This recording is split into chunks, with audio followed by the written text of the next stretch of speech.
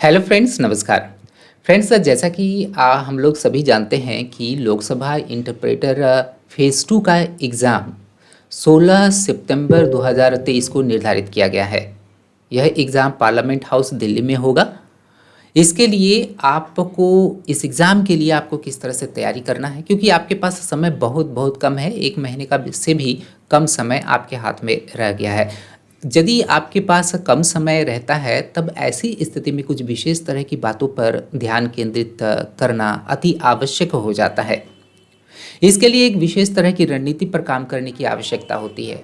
हम लोग आज के इस सेशन में इन्हीं बातों पर विचार करेंगे कि किस तरह से आपकी रणनीति काफ़ी ठोस होनी चाहिए, किस तरह से आपको तैयारी करना चाहिए। चूँकि आप यदि फर्स्ट फेज़ में आप अच्छे मार्क्स लाने के कारण से फेज़ 2 में आप आ रहे हैं, तब आपको इस एग्ज़ाम के लिए, इस फेज़ के लिए काफ़ी सीरियसली आपको इसके लिए तैयारी करने की आवश्यकता है। फ्रेंड, शुरू से लेकर के अंत तक देखिएगा ज़रूर, कैसे आप इस परीक्षा में पास हो सकते हैं, किस तरह से क्वालिफाई कर सकते हैं और अच्छे मार्क्स ला सकते हैं। इसी चीज़ को लेकर के हम लोग आगे बढ़ते हैं। फ्रेंड, आगे बढ़ने से पहले इस चीज़ को ज़रूर हम लोगों को जान लेना चाहिए कि इस एग्ज़ाम का जो पैटर्न होगा, चाहे वो क्वेश्चन का पैटर्न हो, चाहे वो मार्क्स का डिस्ट्रीब्यूशन हो, टाइम एलोकेशन की बात हो, इस चीज़ को जान लेना ज़रूरी है। क्योंकि रणनीति, एक अच्छी रणनीति बनाने के लिए ये सारी चीज़ें बहुत बहुत ही ज़रूरी हो जाता है। फ्रेंड, हम लोग इंग्लिश हिंदी इंटरप्रेटर्स की बात करेंगे। काफ़ी कम वैकेंसी रहने के कारण से आपके पास सिर्फ एक ही विकल्प है, सही दिशा में कड़ी मेहनत करना। सही दिशा में आपको बहुत सारी चीज़ों को पढ़ने की आवश्यकता नहीं है, लेकिन सही दिशा में आपकी मेहनत होनी चाहिए और यह एक विशेष रणनीति के तहत ही हो सकती है। तो यहाँ पर हम लोग रणनीति में सबसे पहली बात जो हम लोग करने वाले हैं, वो है इस एग्ज़ाम के पैटर्न को लेकर के हम लोग करेंगे कि इस एग्ज़ाम में किस तरह के प्रश्न पूछे जा रहे हैं, कितने प्रश्न पूछे जा रहे हैं।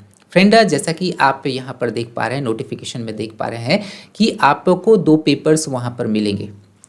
ये रिटन टेस्ट है, ठीक है। इसमें जो पहला जो पेपर होगा वो मल्टीपल चॉइस क्वेश्चंस के होंगे। कितने इसमें क्वेश्चंस रहेंगे? 150 क्वेश्चंस रहेंगे। और 150 क्वेश्चंस में कौन कौन से प्रश्न पूछे जाएंगे? जनरल नॉलेज होंगे उसमें, इसके बाद उसी में करंट अफेयर्स होगा। कितने प्रश्न जनरल नॉलेज और करंट अफेयर्स से आएंगे, ये इस चीज़ पर भी आपको विचार कर लेना बहुत आवश्यक है। और उसी के अनुसार तो आप स्टडी नोट्स बनाएंगे, है ना। जनरल नॉलेज का कितना वेटेज रहेगा, करंट अफेयर्स का कितना वेटेज रहेगा, किस तरह के प्रश्न रहेंगे, काफ़ी हार्ड रहेगा क्या प्रश्न, ये तो क्वेश्चन पेपर को देखने पर पता चलेगा। हम लोग आगे देखेंगे क्वेश्चन पेपर को और उसका हम लोग विश्लेषण करेंगे, ठीक है। तो जनरल नॉलेज और करंट अफेयर्स से 50 क्वेश्चंस रहेंगे और जनरल इंग्लिश का किस तरह का उसका प्रश्न उसमें पूछे जाएंगे और कितना हार्ड रहेगा, इन सभी चीज़ों के बारे में हम लोग आगे देखेंगे। और जनरल इंग्लिश से भी जो मल्टीपल चॉइस क्वेश्चन से पूछे जाएंगे वो 50 की संख्या में होगा। और फिर जनरल हिंदी से 50 की संख्या में आपको प्रश्न देखने के लिए वहाँ पर मिलेंगे। और इस तरह से 150 प्रश्न आपको वहाँ पर मिलेंगे और इसके लिए आपको 1 घंटा 15 मिनट का समय मिलेगा, ठीक है।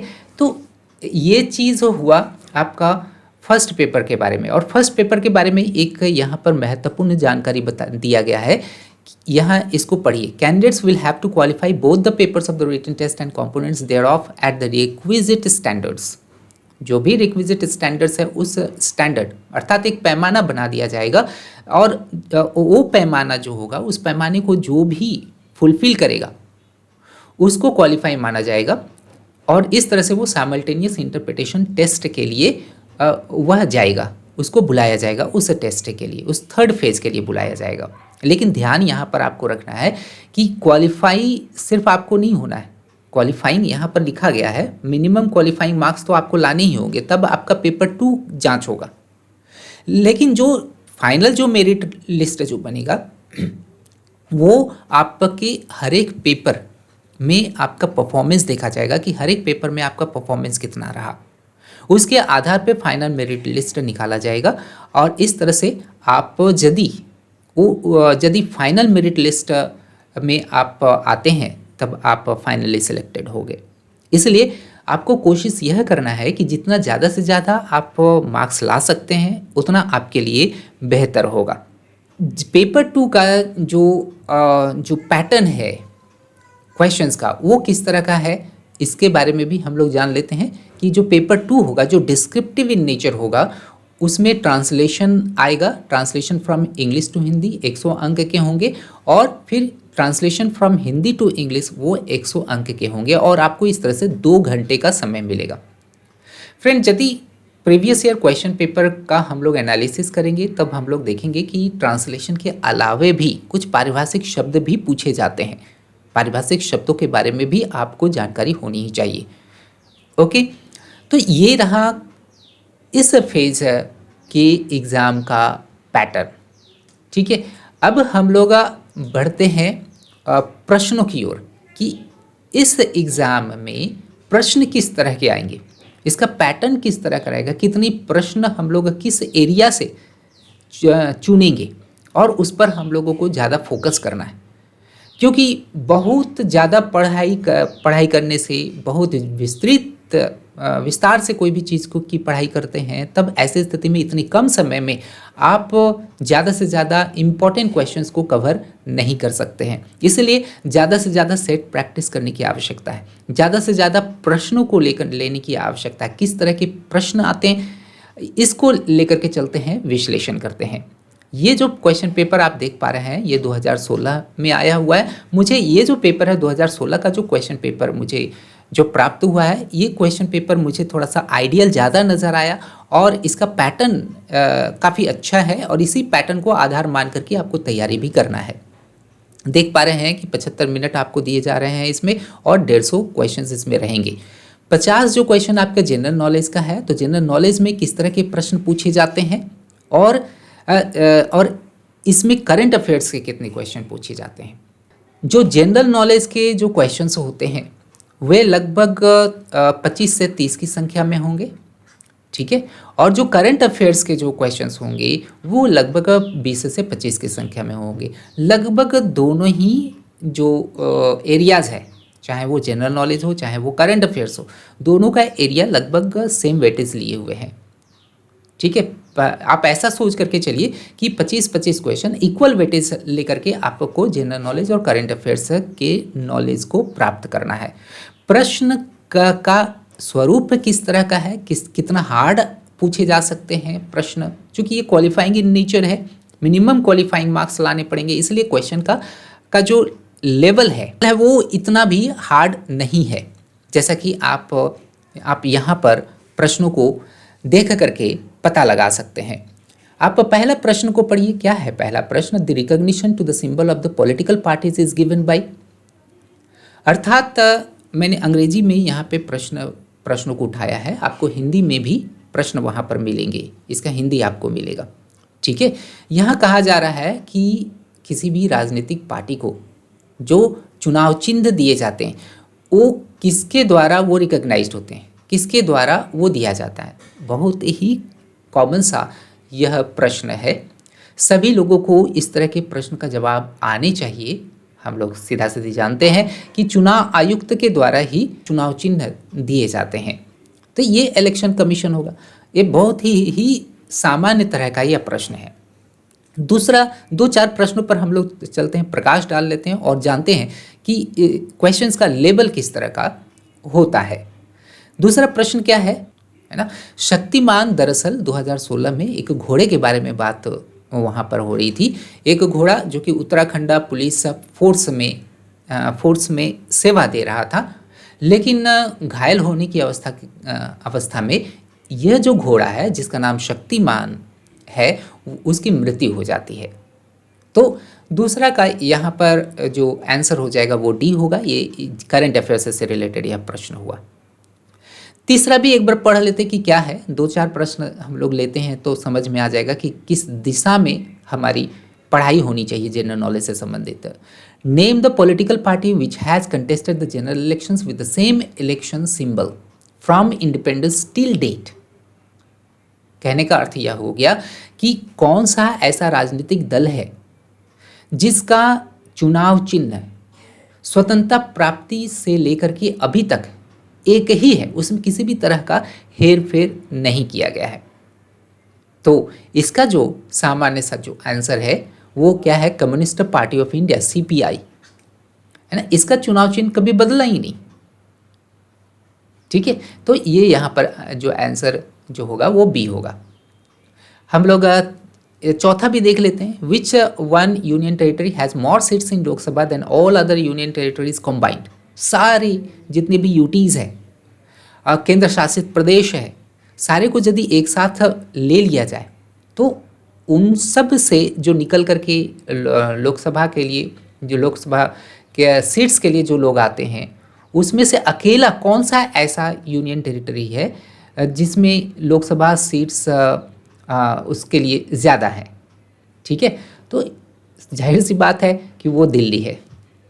खैर, इस तरह के प्रश्न आप के आते हैं एग्ज़ाम में। पॉलिटिक्स से हो सकता है, थोड़ा सा इकोनॉमिक्स से हो सकता है, जनरल नॉलेज की यदि बात करते हैं तो साइंस से थोड़ा सा हो सकता है। ओके, और करंट अफेयर्स में उसमें अवार्ड से रिलेटेड आपको पढ़ाई करने हैं। इसके बाद फिर स्पोर्ट्स से रिलेटेड कुछ विशेष तरह की पढ़ाई करने। और इसमें प्रश्न का स्वरूप किस तरह से आ रहा है जनरली इंग्लिश में और हिंदी में, इसके प्रश्न पत्र को देख करके पता लगाते हैं। यहाँ देखिएगा सिनोनिम्स है, वोकैबुलरी से संबंधित है ना। तो वोकैबुलरी से संबंधित काफ़ी सारे प्रश्न आपको देखने के लिए मिलेगा। आप यहाँ पर देख रहे हैं 5 प्रश्न सिनोनिम से आ रहे हैं। किस तरह के प्रश्न आ रहे हैं, किस तरह के वर्ड्स पूछे जा रहे हैं, बहुत ज़्यादा हार्ड है क्या? 2-4 प्रश्न इस तरह से हल कर लेते हैं। Drinking more and more exacerbated his already poor health. बहुत देखिएगा, अति सर्वत्र वर्जयित है। कोई भी चीज़ को आप ज़्यादा करते हैं, आवश्यकता से ज़्यादा करते हैं, तो वो तो बुरी तरह से प्रभावित तो करेगा ही करेगा। यहाँ ज़्यादा पीने से अर्थात ज़्यादा अल्कोहल का सेवन करने से उसकी मतलब हेल्थ और भी बुरी तो हो ही जाएगी। एक्सासर्बेट मतलब और भी बुरा हो जाना, वर्सेंट, ये वाला हो जाएगा। अगर हम लोग नेक्स्ट क्वेश्चन पर फोकस करते हैं तो क्या है, quarrelling people created a lot of cacophony and so nobody was able to hear us. Cacophony, caco मतलब होता है बैड, और फोनी ये किसी से निकल करके आया हुआ है, ये साउंड से निकल करके आया हुआ। कैकोफोनी मतलब ऐसा ध्वनि जो कर्णप्रिय ना हो, काफ़ी बैड हो, कर्कश हो।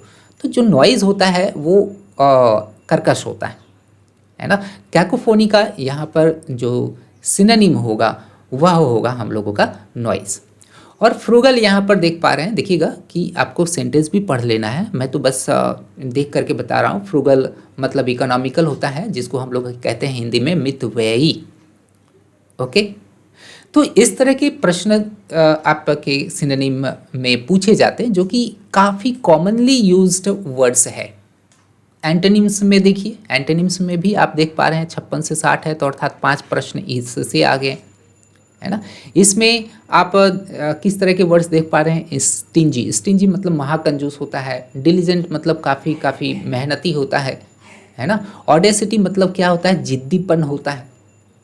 तो वर्ड्स आपको बहुत ही ज़्यादा हार्ड पढ़ने की आवश्यकता नहीं है। गैरुलस मतलब बहुत ही बातूनी होता है, बहुत ज़्यादा बोलने वाला होता है। बेलिकोज मतलब होता है काफ़ी लड़ाकू, है ना। इसका एंटोनिम्स फाइंड आउट करना है, काफ़ी आसानी से आप फाइंड आउट कर सकते हैं। आप देखिएगा फिर वन वर्ड सब्स्टिट्यूशन आ गया। ये भी क्या है, ये भी आपका वोकैबुलरी से रिलेटेड है। अर्थात वोकैबुलरी में देख रहे हैं कि 5 प्रश्न आपके सिनोनिम, 5 प्रश्न एंटोनिम और 10 प्रश्न, देखिए 61 से लेकर के 69 तक 10 प्रश्न आपका वन वर्ड सब्स्टिट्यूशन से हो गया। तो 20 प्रश्न तो अभी देख पा रहे हैं कि आप यहाँ पर वोकैबुलरी से ही रिलेटेड है। और ऐसा भी नहीं है कि बहुत हार्ड आपके पूछे जा रहा है। एक्सपर्ट इन फाइन आर्ट्स, इसको हम लोग कहते हैं कोनोसर, है ना। फूड, आर्ट एंड लिटरेचर में जो काफ़ी एक्सपर्ट होता है उसको हम लोग कहते हैं connoisseur. A statement which is accepted as true without proof, बिना किसी प्रमाण का उसको बस एक्सेप्ट कर लिया जाता है कि वो सही है, वह स्वयं सिद्ध है, तब इसको हम लोग एक्सियम कहते हैं। पढ़े होंगे, बहुत सिंपल सिंपल वर्ड्स है। ये a fault that may be forgiven, ऐसी गलती जिसको कि माफ़ किया जा सकता है। A substance that kills germs, बहुत सिंपल है। An annual calendar with positions of stars. तो यहाँ आप देख पा रहे हैं कि क्वेश्चन का पैटर्न किस तरह से आ रहा है। इसके बाद फिर देखिएगा कि इडियम्स एंड फ्रेजेस आपको खोजना है। इसमें आप देख पा रहे हैं कि कितने प्रश्न पूछे जा रहे हैं, 70 से लेकर के 75 तक, मतलब कि ये भी 1 2 3 4 5 प्रश्न इससे निकल करके आ रहे हैं। तो 25 प्रश्न हम लोग यहाँ पर देख पा रहे हैं वोकैबुलरी से रिलेटेड है अभी तक का।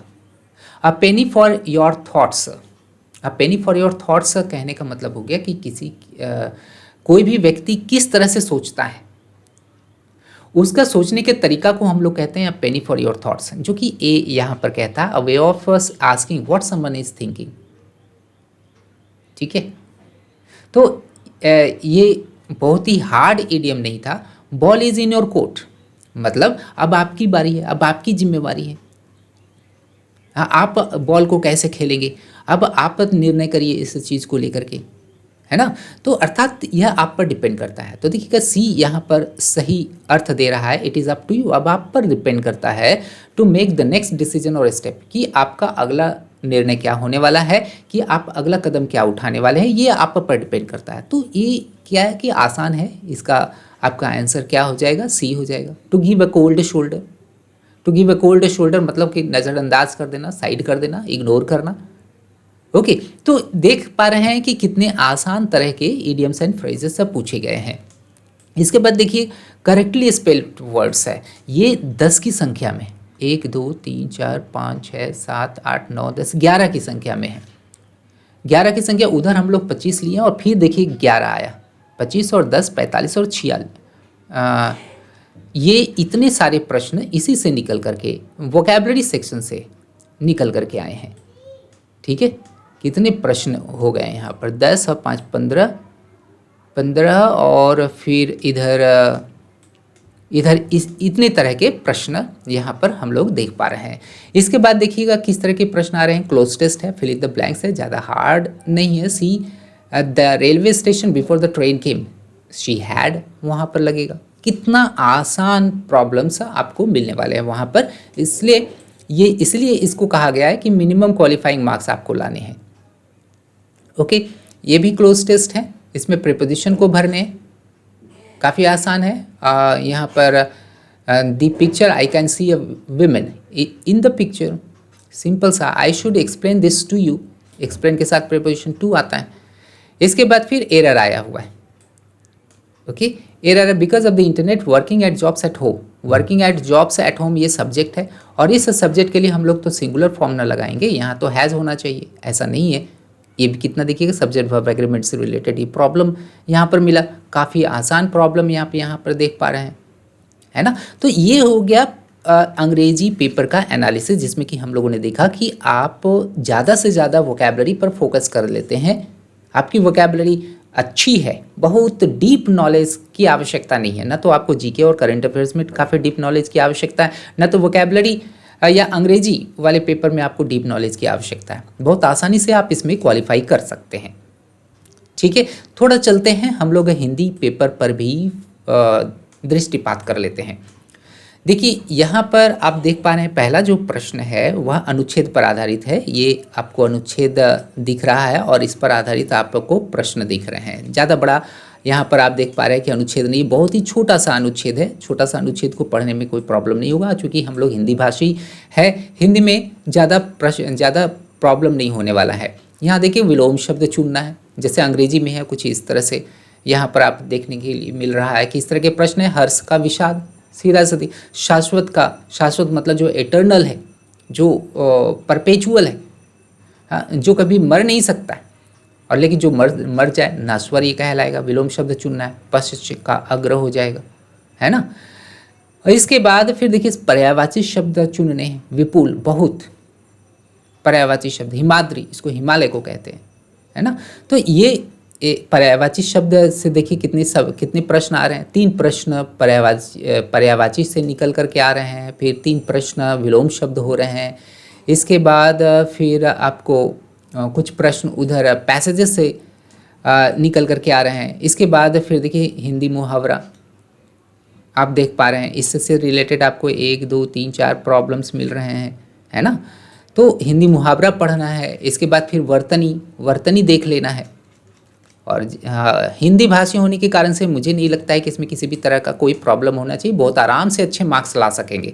दिगंबर दिख जोड़ंबर, कितना आसान सा इससे रिलेटेड प्रश्न आप यहाँ पर देख पा रहे हैं। इसके बाद फिर क्या है, वन वर्ड सब्स्टिट्यूशन, शब्द समूह के लिए एक शब्द आपको यहाँ पर चुनना है। वह वस्तु जो नाशवान हो, है ना, जो नष्ट हो जाते हैं, काफ़ी सिंपल। नश्वर, शाश्वत तो ये इसका उल्टा हो गया। जो दूसरे के सहारे पर जीवित रहें, इसको परोपजीवी कहते हैं। आयु में बड़ा जो हो उसको हम लोग वरिष्ठ कहते हैं, है ना। वरिष्ठ आयु में काफ़ी बड़ा हो, आयु में बड़ा तो हम लोग ज्येष्ठ कहेंगे उसको, ठीक है। फिर युयुत्सु, जो युद्ध करने का इच्छुक होता है उसको ही युयुत्सु कहते हैं। फिर आगे देखिएगा, अनुज शब्द का स्त्रीलिंग बनाने के लिए किस प्रत्यय का प्रयोग किया जाता है, ये भी प्रत्यय।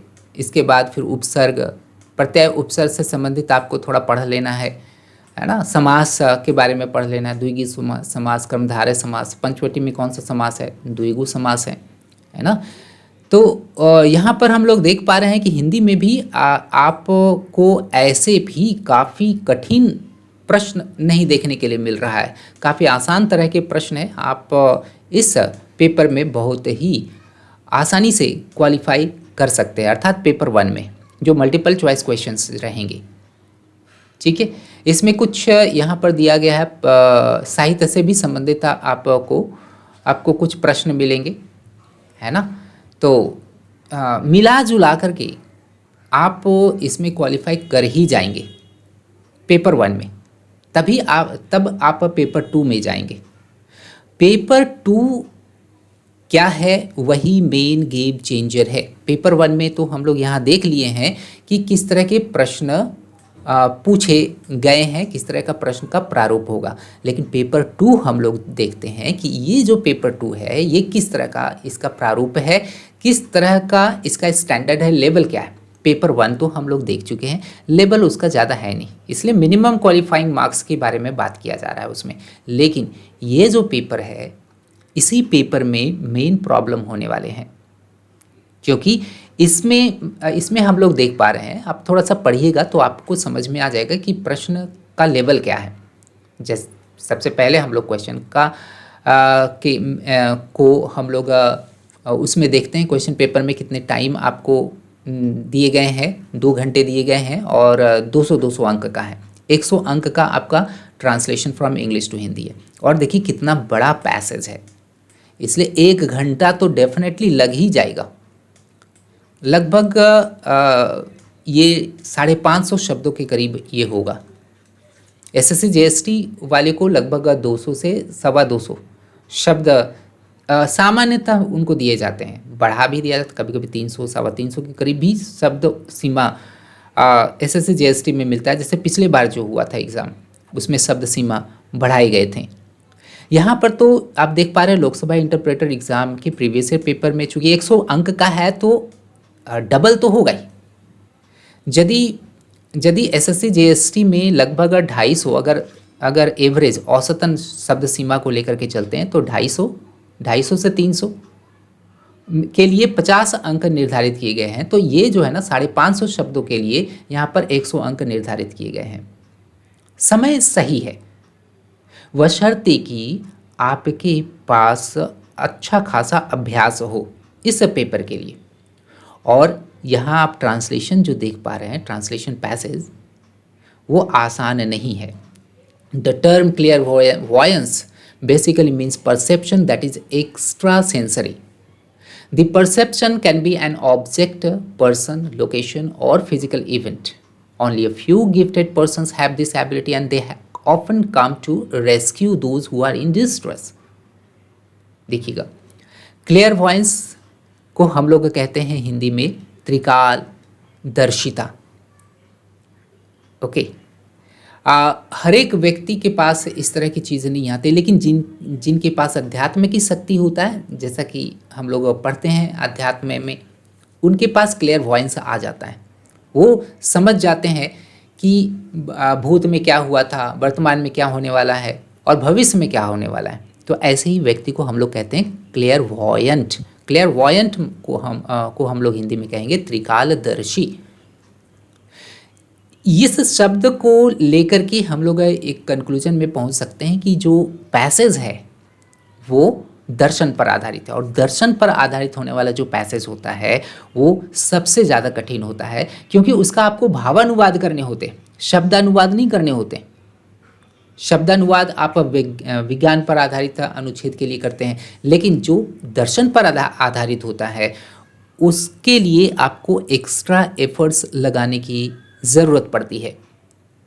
ओके, इसके लिए कई सारे पारिभाषिक शब्द, आप क्लियर वॉयंस का आप गूगल में सर्च करिएगा या आप डिक्शनरी में देखिएगा तो कई तरह के आपको वहाँ पर अर्थ दिखेंगे, लेकिन पैसेज के अनुसार इस अनुच्छेद में आखिर क्लियर वॉयंस का क्या अर्थ दे रहा है आपको समझने होंगे। हम लोग इस पर विस्तार से चर्चा करेंगे, जितने भी प्रश्न आए हुए हैं उस पर हम लोग विस्तार से चर्चा करेंगे आने वाले वीडियो सेशंस में।